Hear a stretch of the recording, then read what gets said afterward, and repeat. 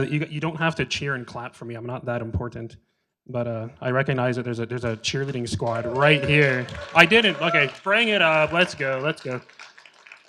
Okay, well, how I thought this was going to start is not how it's starting, which means I'm already off course. Yeah, well, thanks for the intro, Harvinder. That was a really, really, really nice, well-written introduction. All I did was take my entire CV, my LinkedIn profile, chucked it into ChatGPT, and said, take this plus what you know about me, and just make something that sounds nice, and that's what it spit out. And I was reading it, going, oh, that's pretty good. Hi, hi, welcome. How's everybody doing today? Good, good, busy, tired, the usual. Yeah, all right. So I would just want to touch on one thing here. Harvinder said I work at the U of A, so I know there's actually quite a few out of towners, which is awesome. It shows how much this community has actually expanded. It's not just Edmonton anymore. I think there's people all the way from Chicago here, which is really sweet. If you're not familiar with the U of A, it's the University of Alberta, so it's the provincial flagship university, top 4 in Canada, top 100 in the world. When I say top 100, we straddle it. We kind of break it. We kind of sit on it depending on what day of the week it is and what ranking system we're using. We measure our devices into the tens of thousands. We measure users into the hundreds of thousands globally. We measure our budget and endowments in the billions. So that gives you somewhat of an idea as to what my background is as a U of A employee. Yeah, I'll plug the U of A while I'm up here for a few seconds. So what I'm going to do here today is I'm going to start with maybe about 10, 15 minutes. I want to drive some context home. I'm going to talk a little bit about some stuff that's happened. And then I'm really going to just tell everybody some stories, some fun stories, some quick stories, some short stories, some longer stories. And then we'll call it a thing, and you can get out of here and go do what you're actually here to do, and that's not listen to me blab away. So everything I know about security, I learned from someone else. So that's probably a universal, what's the word I'm looking for? Universal idea. None of us were born with this knowledge. We all learned what we know from somebody else, sometimes in good scenarios, sometimes in bad scenarios, sometimes in catastrophic scenarios. We have a new CIO at the U of A, and he's been here for a month, so he's my boss. And I was in his office, and he was like, oh, hey, grab a seat. And he pointed at his chair. He's like, and I was just like, what I do wrong. I was immediately just kind of like, what I do, because I had learned over the years that someone inadvertently taught me that just pointing at a chair in their office meant that I'm about to get in trouble, because that was the only time they'd ever pointed at a chair. So point being, good stuff, bad stuff, you might be inadvertently influencing people in ways that you never imagined. So I'm going to talk today about a whole lot of things that I've learned in my career and share with all of you. Before I do that, I'm going to do something called audience participation. I'm sorry, if there's one thing I hate, it's going to an event and someone go, all right, everyone, audience participation time, and you just kind of like cower, don't pick me. I'm not going to single any of you out, but I have a couple questions I want to ask. And the entirety of this talk is based on the fact that I think I know what the answers are going to be. If they are, fantastic. If not, I'll have to get creative. So you don't have to put up your hand. If you want to, great. You don't have to if you don't want to. But out of curiosity, how many of you have the word security in your title? It doesn't count like if you have like pen test or anything like that. Nope, just the word security. Yeah, this is already not going as well as I thought, so okay. That's fine. How many of you hope to have the word security in your title one day? 1, 2. This is also not going as well as I thought. Okay. All right. I'm going to have to add a fourth question here just to save this. How many of you have the word security in your title and can't wait to get rid of it? Yeah, that's me too. So for everybody who didn't put their hand up, I'm just going to assume that you're here because you're aware this is a cybersecurity conference, something else. Okay, so how I assumed that this was going to go is I assumed that probably the majority of the room was going to put their hand up for you have the security in your title. I assumed less of you were going to have it, but not have it wanted. And I assumed there'd be an equal amount of this. What I was hoping was going to happen, and you know what, I think it happened, was that we actually have an incredibly diverse room of people at all stages in their career. So looking around the room now, since I can see all of you, I can see your faces, I can see everything about you, I think that still holds true. So, okay, my questions work. This isn't train wrecking as much as I thought it was going to, but the point is, we all have different things, we have different experiences, and we're all at different parts of our career. There are people who are just getting started. Let me ask you different questions. How many of you have been doing cybersecurity for less than a year? Less than 5? How many of you haven't done it at all and are trying to get into it? Okay, how many of you have over 5? Over 10? 15? 20? 30? 100? I wasn't gonna do all of them. 40, okay, there you go, 40. Anybody not put their hand up for any one of those? Okay, again, this is a cybersecurity conference. You might be in the wrong room. So I think this is great. Okay, I think it's incredibly awesome that we have such a diverse room of people at all stages of their careers here. I'll be honest, I've struggled to put this keynote together. I've known I've had to do this since like April. And I've been thinking to myself, what could I talk about? What could I talk about? What could I talk about? And I finally, just like, I struggled with it. And I think it's great that we have such diversity here, but it's also a bit of a challenge. The greatness is we're diverse. The challenge is that when you have such a diverse audience, what could I possibly say that would be meaningful to everybody in this room? So I'm going to go off on a minor tangent for a second. As I was rehearsing this is the part of the conference or the part of the talk where I just kept doing this. I kept going off on the side and ranting about how to put together talks. So I figured I'll just make it a slide deck, and therefore it's not a tangent. But when it comes to me talking about preparing talks, there's two general trains of thought here. There's what do I want to talk about, which is actually really easy. I have in Microsoft OneNote, I have an entire just note. It's literally just called talk ideas. And as my life goes by, I think of something and I go, oh, that'd be a fun talk one day. Oh, that'd be a fun talk one day. For example, one of them is what Lego teaches us about cybersecurity. I think that would be a fun talk. And then it'd probably just be one slide that says that, a second slide that says absolutely nothing, and then a whole talk that just becomes Lego. So if you like that, I'm more than willing to do that. But if you ever see Michael Spaling, what Lego teaches us about cybersecurity on a conference schedule, you know what's about to happen. So, but that's the point, is that's what I want to talk about. But then there's also what do they want to hear about, they being the audience that I'm talking to, right? That's a whole other thing. I get asked, Michael, can you come talk to this group? Can you come talk to this group? There's something that unifies them all together that's much more, well, it's not just cybersecurity, but it's something else. So either way, you're stuck with me here. But a keynote at a conference is quite tricky because I got to balance both of these, right? There's things that I want to talk about, but there's also recognizing it's an incredibly diverse room of people. And what could you guys all want to hear about? So this is where I struggled. I have legitimately been struggling with this for like 3 or 4 months to come up with something that is actually like, what could I talk about? And then something happened earlier this year around June. If you don't know, so I'm currently in the role of acting Chief Information Security Officer. I took that role back in June. It's not a role that I was expecting to have to take at this point in my career. I figured if I wanted it, it would have been many years out. And then I suddenly found myself being in the acting role, and my entire professional career just, I don't know, flipped upside down, exploded, went on a totally different route. And that's when I realized, oh, that's what I can talk about, because this is an interesting thing to talk about. I've basically been going through what I'm going to call the mid-career crisis. My wife and I were walking our dog a couple weeks ago, and she made a comment about someone having a midlife crisis. And as soon as she said that, I realized, oh, that's what I'm experiencing. I'm going through a mid-career crisis. I've been doing cybersecurity for 20 years. I had a pretty good idea of what my path took. It took me, a good idea what it got me to get to where I am. Hopefully, I do it for another 20 years, right? So I'm right in this middle point in my career, and things are massively, rapidly changing. When somebody said, do you want to be the Chief Information Security Officer for the University of Alberta?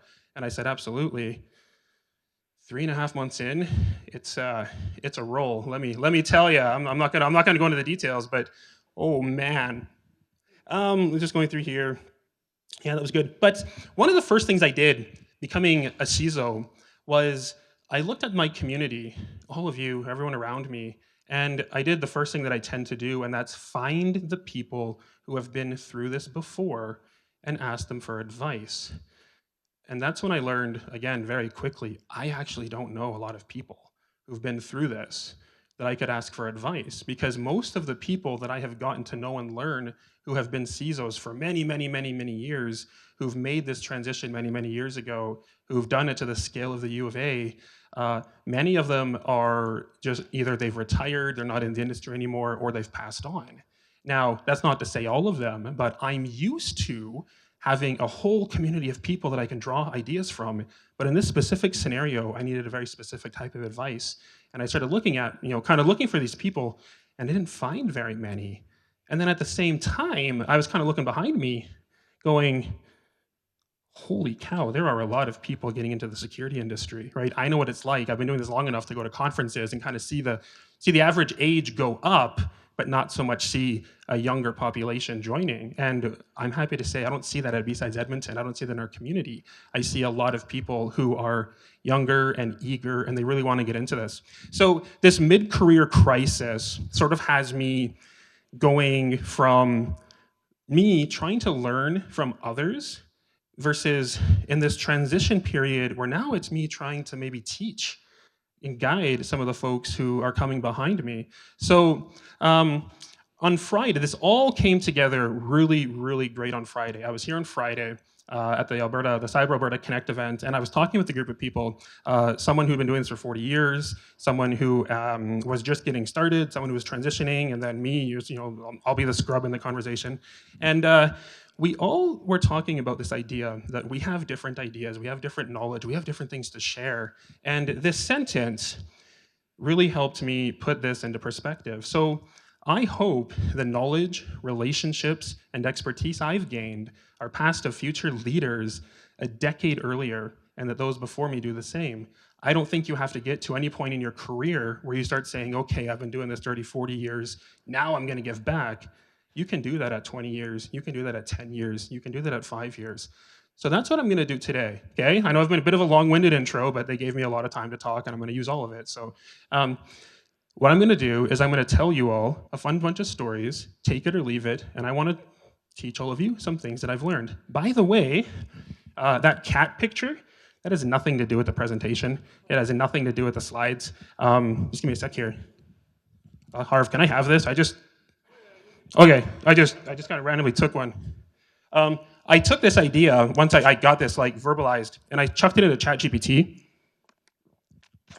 and I asked it, come up with an image, that just visualizes everything I just talked about. That visualizes mid-career crisis, that visualizes, younger people, older people, middle-aged people, visualize all this stuff. Just one image that you could look at and go, boom, that makes sense. It failed horribly. I tried and I tried and I tried and I tried and I tried. And about 11:30, I think it was like Saturday night, I said, screw it, just have some kittens. So that's what the kittens are there for, okay? They represent a lot of failure in ChatGPT actually getting this visualized. So everything I know about security, I learned from someone else. I figured I'll share a few of them. So let's get going. Number one. This is a theme. I've got a couple sub-talks in here. Number one, model, don't criticize. People follow examples, not policies. We can't fault people for what they don't know.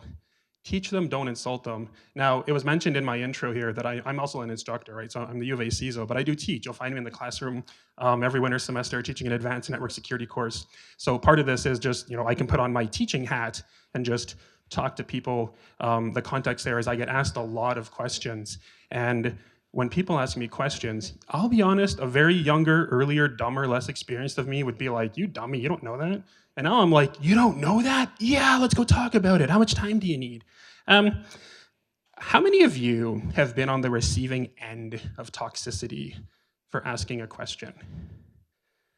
Yeah, everyone put your hand up. If you don't put your hand up, we've all asked some type of question and have had someone maybe, shoot us down or whatnot. How many of you were the toxic person? I'll admit it. Yeah, we've all had. I had a bad day last week. Yeah.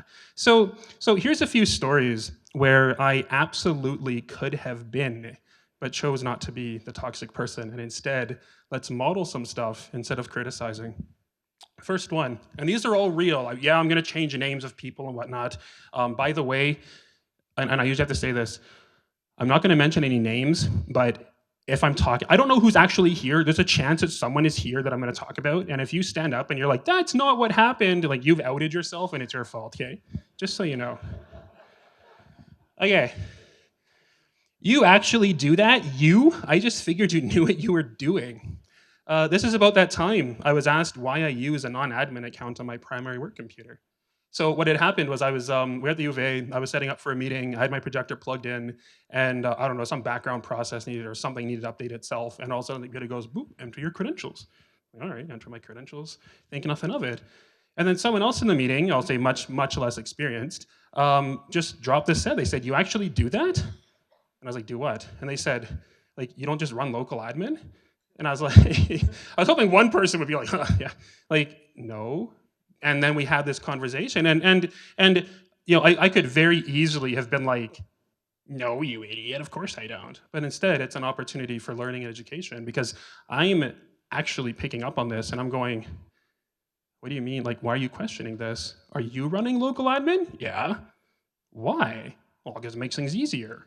Yeah, but also for the attackers too, you know that, right? So we had this whole interesting conversation where someone actually questioned why I was running local admin. And what I learned from this was that they sort of had this idea that local admin and non-local admin had no applicability to the IT staff and had no applicability to the security staff. They figured it was just something that we told everybody else to do, but weren't ourselves willing to do either, which was really weird. I was like, no, I will practice what I preach. If I'm going to tell everybody don't run local admin, you better believe I'm not running local admin either.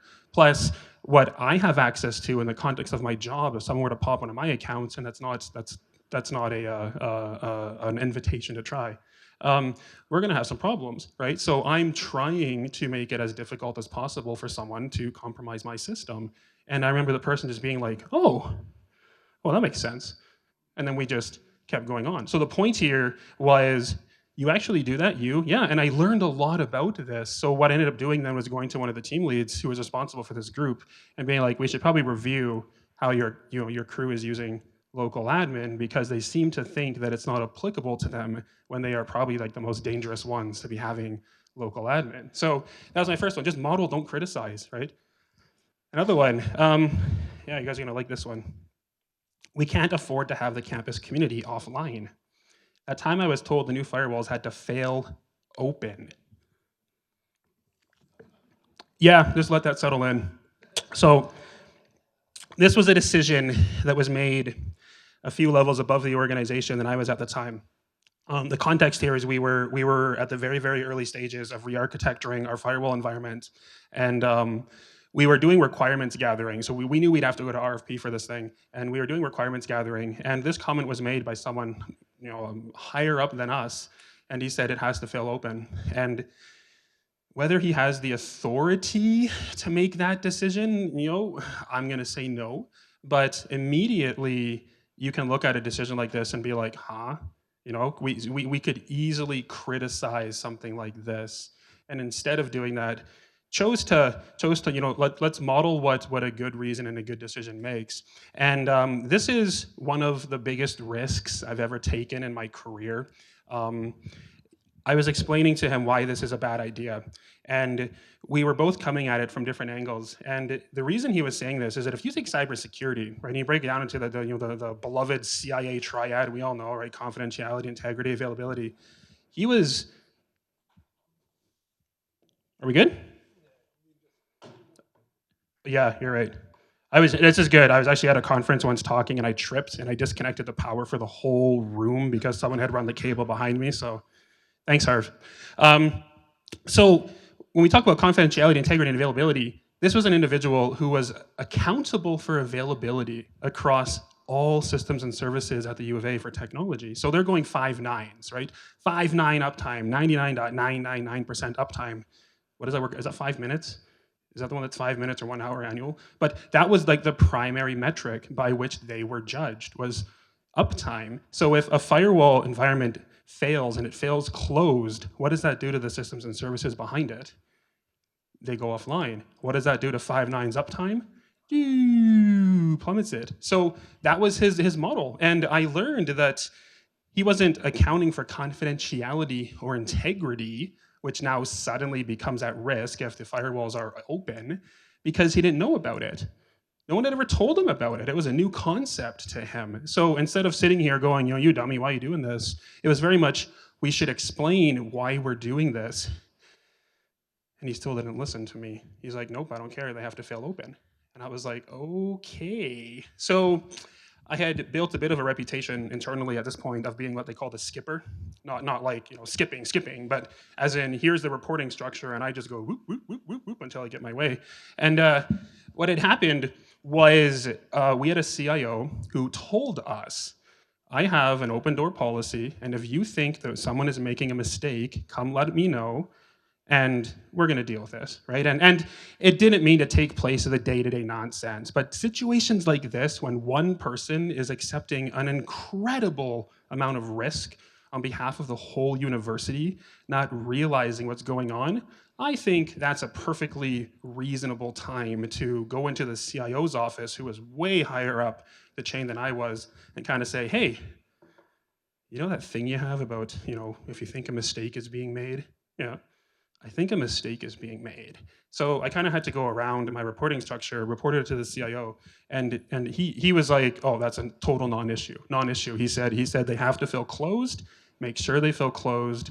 He said ultimately he's accountable for availability, right? He's the one accountable for it. He said if a firewall environment were to fail closed and it tanked our 5.9s, that's the easiest thing on the planet to justify.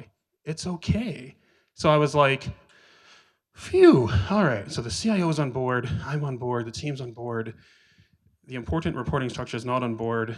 How do I make it look like it was their idea that they're going to change? And I ended up lucking out completely. Turns out the firewalls themselves don't even have the ability to fail open. That's an external add-on that costs like $120,000, and that wasn't in the budget. So I just went to him and said, hey, you wanted to fail open. Well, you're going to blow the budget up. And he said, yeah, well, we can't do that. They feel closed. And I was like, yeah, all right. And then I know at some point they must have talked and whatnot. Yeah. So model, don't criticize, right? I've learned many times when people are talking about availability, it's on the security team to come in, the security folks, and start talking about confidentiality and integrity and why that also needs to be considered. This was really recent. It's like a few months ago. Last one on model, don't criticize. I think the security here is terrible. I was able to install, I shouldn't say it that way, sorry. I think the security here is terrible. I was able to install an app on my computer this morning at my old job that would never happen. See, I'm already criticizing by the tone of my voice. That time someone criticized my entire life's work. So we had hired someone relatively new, well, not new to the industry, but new to the U of A. And it was the first time we were working together, and they learned that I do cybersecurity, I lead that. And instead of just continuing this conversation, they dropped this line out of nowhere. I think the security here is terrible.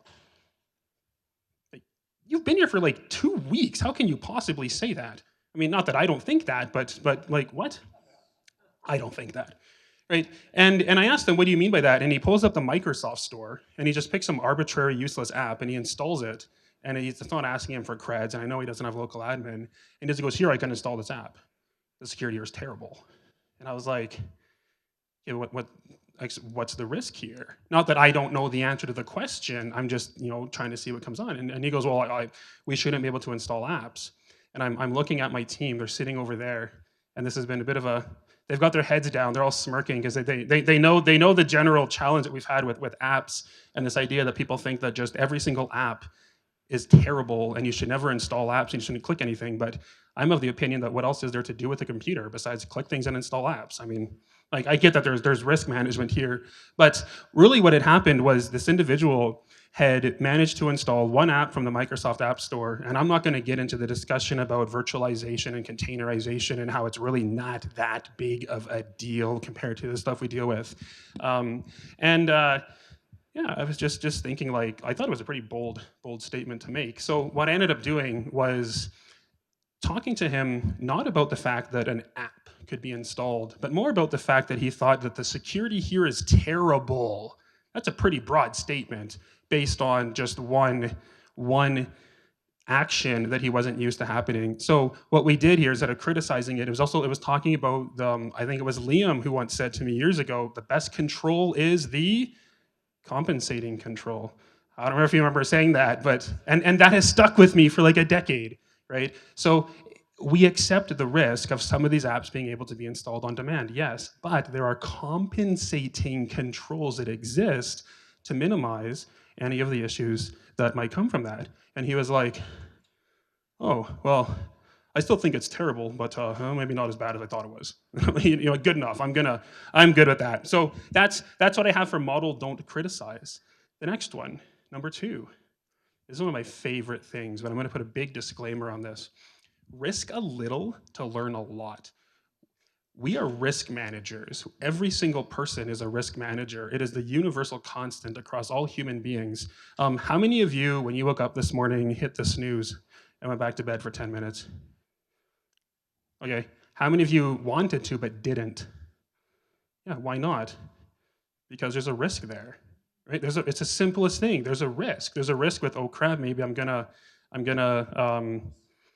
sleep in. I might miss this. I mean, you can miss my keynote. I won't care. Some of you were like, oh, strolling around 10:30 because that's when Michael's off the stage. That's what I would have done if I were you guys.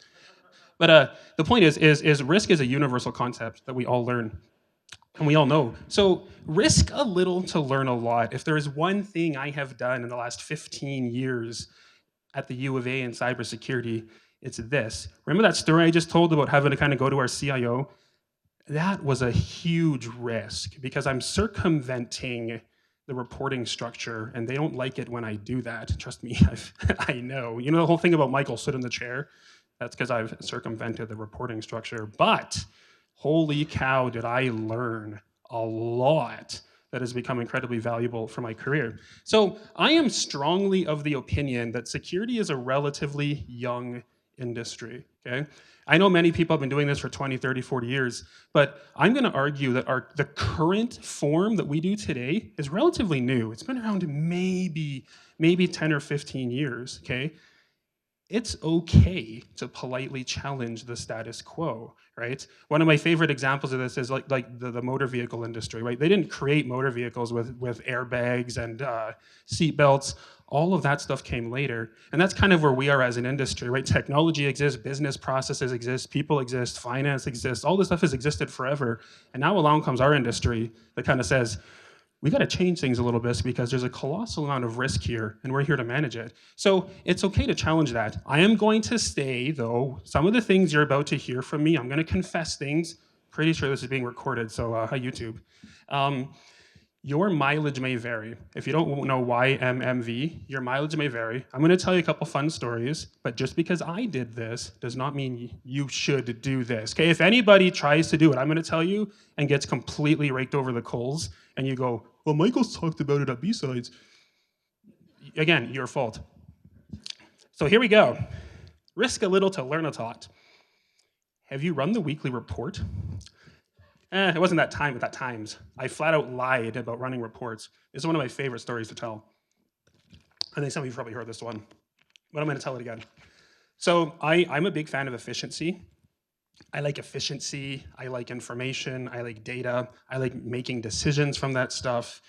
I hate it when someone tells me to do something and I do it and there's no tangible outcome from that effort. I get emails from people that ask me to do something. One of them has been in my inbox since June of 2024 and I still haven't done it. I'm not gonna do it, okay? So I'll set the story. So when I became a manager, this would have been the summer of 2016, the U of A created a security team. They said, Michael, do you want to run this thing? I said, I don't know, what does that involve? And they said, you're going to manage people and you're going to do technology. I said, okay. So I found myself in a weekly meeting that the person that I reported to, a director I was reporting to, and all the other team leads and managers, about 7 or 8 of them, every week, same place, same time, would go to the weekly meeting. And there was this standing agenda item called the weekly report. And when we got there, my boss would go around the table, point at every person and say, did you do the weekly report? Yes, yes, yes, no, on it, maybe, yes. Yes, because I was doing the report. Next week, same thing, yes, yes, yes, yes. Yes, next week, yes, yes, yes, yes. About 3 months in, one of my fellow team leads asks a question about the report template. And so they pull up the template, and I'm looking at this going, huh, I've never seen this in my life. I'd been running a report, but not the report. So I had a few options. I could say something. Nah. I could run back to my office and spend the whole afternoon catching up on 12 weeks worth of reporting. Maybe. I could actually start doing the report going forward and then, whatever. Or I could do what I decided to do, and that was realize that after saying yes to a report that hadn't been run for 12 weeks, I feel like that's a pretty good amount of time to say that no one's looking.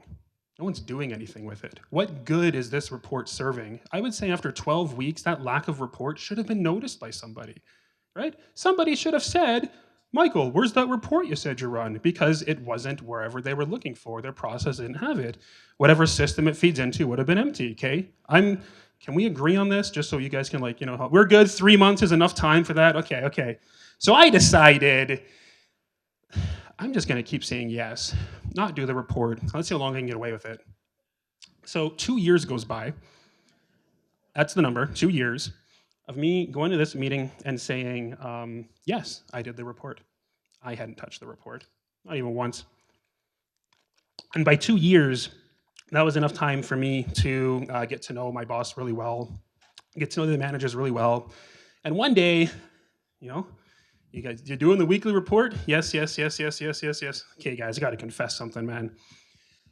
And my boss looks at me and says, you in my office, first thing, right after this meeting, which was a pretty common thing to say, so I wasn't really that worried.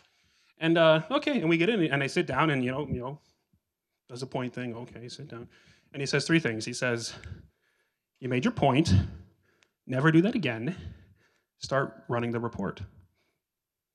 And I was like, "Permission to speak freely." Okay, which is I've learned to say that. Just let me just say what I want, and you're not going to fire me. And I said, "Well, so respectfully, I don't think I made my point because you still want me to do the report, and I'm probably going to do this again just to prove a point." And I was like, but let's focus on this one. What do you mean start running the report? I've just shown you with 2 years of questionable methods that it doesn't provide value. So to talk about what happened next is I showed him the report. He pulls it up, and I'm showing him, even if I were to do this report, it doesn't make any sense because it's not a cybersecurity report. You're not going to learn anything of value from this report. So let's do this. I'm not objecting to reporting. I'm objecting to wasting my time. And I should clarify, I was still doing reporting. Okay? It's not like I wasn't doing reporting for 2 years. I just wasn't doing this one. And I was like, so I've been doing these reports. So how about, instead of bundling me in with everyone else and doing a report that makes sense for them, I'll work with you. Let's come up with a report. I'll show you what I think is valuable for you to make decisions at your level of the organization. Here's for the risk that you need to manage. Here's how I can help. And I only want to do it every 2 weeks. And he was like, okay. So that's that time that I lied about running reports. So risk a little to learn a lot. I took quite a big risk there, and boy, did I learn. I learned a lot about why we're doing certain things, the value of doing certain things. And yeah, so if you go back to your offices and you just decide to do this arbitrarily, again, on you. This is another fun one. It's a little more techie. I got this weird email, but don't worry, I didn't click anything. So that time I clicked every single link in every reported email and alert just to see what happened.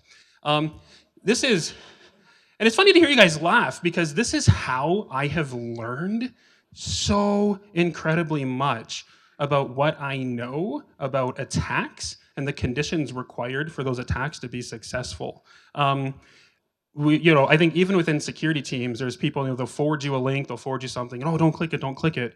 So I have an analysis environment, well, it's all automated now, where we click everything. I click everything. I click it all. I want to see what's happening. And I'm happy to say that I'm pretty sure most of the team, I'm looking at them, you guys click stuff too, right? Click things, yeah, Tyler's going yeah, I click stuff. Yeah, you do.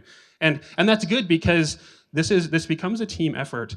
Everything I know about how attacks actually look and function on the network is from doing this. I'm not just clicking the thing. I'm turning on Wireshark. I'm turning on process monitor stuff. I'm not doing what Josh is doing here, which is way beyond my skill set and debugging. But I'm setting up my own analysis environment, hitting go, and then watching what happens. And it is awesome to see what actually happens under the hood with web requests, with GET requests, with IP addresses, with file structures, with files that are being downloaded. All of that fun, cool stuff is lost when someone just forwards you an email and you go, thank you, and you close it.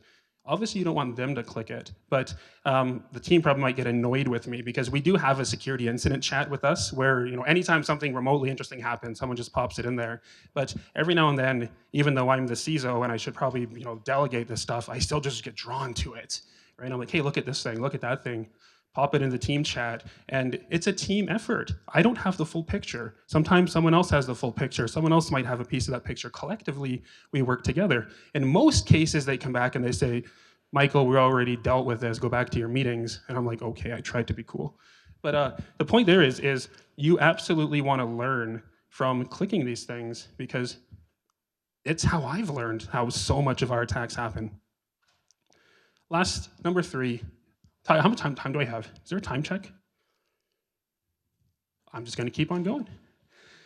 So this is the third one. Security is community. We are a young field with other people actively working to undermine our success. Our strength is primarily in each other. I want to say that line again. One of the things that makes cybersecurity a unique industry is that other people are actively working to undermine our success. It's one of the biggest challenges that we have. So when somebody says, what's the biggest challenge of security at the U of A? Well, yeah, I could say ransomware, I could say phishing, I could say all the technical stuff. But there's other answers I can give, but this is one that I like. Okay, as an industry, other people are working to undermine our success. And one of the best ways to counter that is to have an equally, if not stronger, community of experts also working together to ensure that we are successful. So our strength is in each other. And there's a couple things that I want to talk about for this one. So I just can't do this anymore. That time I was completely burned out, and countless of you were there for support. So you all know who you are. Thank you. I burned out hard last year, hard in May. I know it was in March. Went on stress leave for 6 weeks, and I told our CIO at the time, I said, I'm not coming back. I mean, I want to, but I can't not come back to the role that I was in and everything that's involved. I just can't do this. And she was amazing. She helped me out. I ended up coming back into a different role. And there were a lot of people that were in the community that were here for me, whether that was just reaching out, hey, Michael, how you doing? Whether that was want to go for lunch, whether that was you got time to vent, you got time to chat. So I've personally been able to benefit from the broader community recognizing that we're human beings and we need to support each other. I actually have, shameless plug, an entire talk on this single topic. It's called The Humans Are Tired and the Risk is Real. It's about managing the risk of burnout within our own industry and whatnot. I am thrilled, I probably shouldn't be plugging specific talks, but I am thrilled to look at the schedule this year and see, I believe there's 2 panels on mental health and resiliency.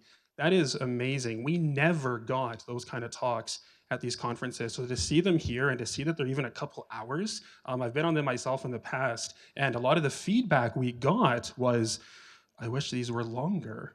Because in an hour, everyone's like, oh, I want to keep talking about this. So thrilled to see that here. But if you're seeing people that are burning out, they're exhausted, they're frustrated, please, please, please, just reach out, ask them how they're doing. As someone who's had people do that to me, I can tell you it's great. And sometimes they don't need advice, they just need you to listen. Sometimes they might want advice, and just be there for each other. We've done this really well as a community. One more here. Oops, sorry, then I got another one. I like how security folks always pat each other on the back. This was actually taken verbatim out of, we have a chat at work. It's the networking team and our core, it's the security team and our core networking team. And we were talking in there recently about just someone in the security community who found and reported a vulnerability in something and was getting good praise from that. And one of the networking guys quipped up, he said, I like how security folks always pat each other on the back. I cut off the rest of the contacts. He then says, no one thanks us for reporting, routing bugs or switching bugs or wireless bugs. But this is, I think, one of the greatest strengths about our community. Someone does something neat, someone does something cool, pat them on the back. Say, good job, say, well done. It's not a threat, they're not trying to beat you. We're trying to work in this together. And that, I think, is one of the neatest things about the security community that we've built, is everyone is at different stages of their careers, everyone's excited about things, everybody wants to talk about stuff. But that time someone thanked me for helping them, I get this as well now. I've learned that I can give 30 minutes to somebody and they can come back 6 months later. I'll be honest, I've forgotten that I probably even did that because I do it enough. And they say, Michael, I just want to say thank you. Thank you for that 30 minutes you spent with me. You reviewed my resume, you gave me some advice. I took it, I tried, I'm in a much better place now. That's that's great to hear. So we always like how security folks pat each other on the back. Be nice, be kind to each other. It really helps. In fact, actually, I had to write this down. Somebody in one of our Slack channels said recently, "BSides Edmonton 2019 changed my life." They literally said, I don't think they're here today, I think they're sick. They said that. And they said that was where I met people. It's where I met the most amazing community. It's where I met everyone who supports me. And they had never met that before in their industry. So BSides Edmonton 2019 changed my life. An actual public declaration from someone who just thought to throw that out there. That's awesome. And all of you are part of that. Last slide. Last slide. I have no idea how we're doing for time. I think I got about 10 minutes. So the craziest thing happened earlier. Security is community. This is my last one. We should do BSides Edmonton. That time, a single comment on a random Sunday at MKT Beer Market in 2017 would set into motion the most incredible journey. You guys all got the biggest smiles on your faces. I see that right here. So I was standing outside those doors like an hour ago, and I see Liam sitting on a couch. I know Josh was showing up today. Andrew's there, Harvinder's there, a few others. And this is actually, if you guys didn't know that, I want to tell the story about how BSides Edmonton even came to be really quickly. This conference didn't just happen. It actually spawned out of BSides Calgary. I saw Doug Leese. There's Doug. So if you don't know Doug, get to know Doug. So Doug is one of the key folks that actually started and runs BSides Calgary. So if you like BSides Edmonton, shameless plug for what I'll call our sister conference in Harv, can I say that? Can I call it a sister conference? I don't represent the BSides group, so I'll just say there's another conference in Calgary that Doug and a handful of others run too. And that's what actually spawned BSides Edmonton, was a handful of us. There were no communities in Edmonton for cybersecurity. We would go to Calgary to have to go to BSides Calgary in its infancy. And then a bunch of us sort of met each other, come back here. And yeah, this was after BSides Edmonton 2017 decided, let's kind of, start meeting each other. We'll meet every Sunday or whatnot, just, shoot the talk, drink the beer. I don't drink, they drink the beer. And, someone do a quick presentation. But it was the earliest smidgen glimmer of a community in Edmonton with dedicated security people. And it was maybe 15 of us meeting wherever we could find a place to just talk about security. And then one random Sunday after BSides Calgary, there was about a dozen people just sitting around a table. These three guys right here too. And someone just said the words, why don't we do BSides Edmonton? Now, none of us know anything about running a conference. Okay? We're not event planners. We don't know how to do this. We've been to conferences. We can kind of figure it out maybe. But we just said, yeah, let's do this. And we did. And the coolest thing is, this was many years ago. We've all kind of gone our own ways. We've all grown in our own ways. We've gotten, we've moved away. We've got new jobs. But an hour ago, there's about 5, 6 of us who all met again for the first time in 5 years. We haven't actually physically been in a room together until right now. Completely unexpected. And to see each other and talk about the community and see what this conference is actually, I got 15 minutes. All right, you guys are going to get out of here early. And just to see what this conference has exploded into is one of the neatest, coolest things ever. We commented how we all look older, we're all more mature now. But to think back in 2017, all it took was a dozen people around one table saying the words, we should do BSides Edmonton. And now look where we are 8 years later. This is absolutely incredible. So I think it would be the coolest thing ever if in 5 years, 3 years, 8 years, 10 years from now, someone else gets to stand up in front of a room of people and say the phrase, yeah, so you know how we started this? It all started at BSides Edmonton 2025. There's a dozen of us sitting around a table and someone said, we should do this thing. And we did it. And look what it blew into. So when you consider what 12 people could initially start that would become this, all it took was 12 people at one table. There's over 500 people here today, and there's like 30 some odd tables, I counted them. Imagine the possibility that is in this room right now with all of you together at one table or 30 tables. It just takes one person to say, hey, we should do this thing. And then you go out and you do it. So I'm gonna finish this, I'm mostly done. I'm gonna finish this right back where I started. And that's everything I know about security, I learned from someone else. Things like be a model, Don't criticize, even when you're being told your firewalls have to fail open. Risk a little to learn a lot, even if that means having to take, maybe put yourself in a little bit of jeopardy, knowing you've got some people that can help you out of it, just to learn what's going on around you. And security is community. Whether we're having our good days, whether we're having our bad days, we have to support each other.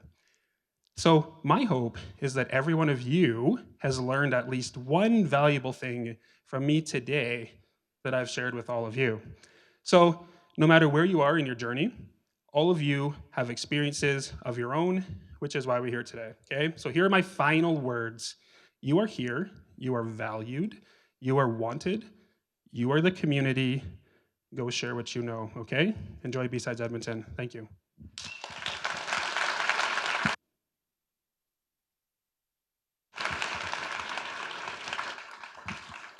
So, again, you don't have to clap for me. I'm not that important. I think we do have time for Q&A. I think they said about 10 minutes, so you guys can leave. You can stick around. Does anybody have any questions, comments, concerns? If I can ask, did this resonate with you? Was it good? Yeah, okay. If you didn't like it, you can let me know. I'll just blame Harvinder. But, yeah. All right, well, enjoy your day, you guys.